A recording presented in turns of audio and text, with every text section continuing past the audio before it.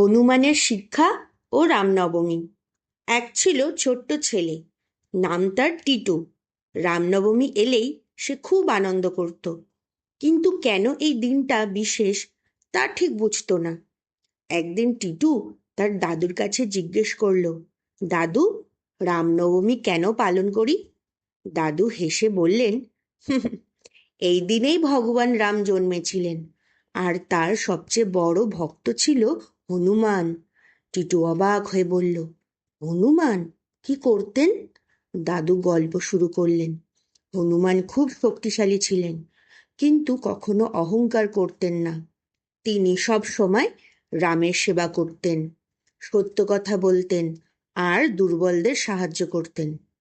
একদিন দাদু বললেন, হনুমান অনেক কষ্ট করে রামের কাজ সম্পূর্ণ করেছিলেন, কিন্তু তিনি কখনো নিজের প্রশংসা চাননি।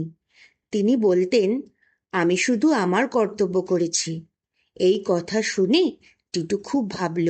সে বুঝল, শুধু শক্তিশালী হওয়াই বড় কথা নয়, ভালো মন আর নম্রতাই আসল।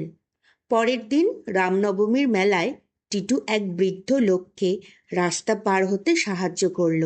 দাদু দেখে বললেন, আজ তুমি সত্যিই হনুমানের মতো কাজ করেছ। টিটু হাসল।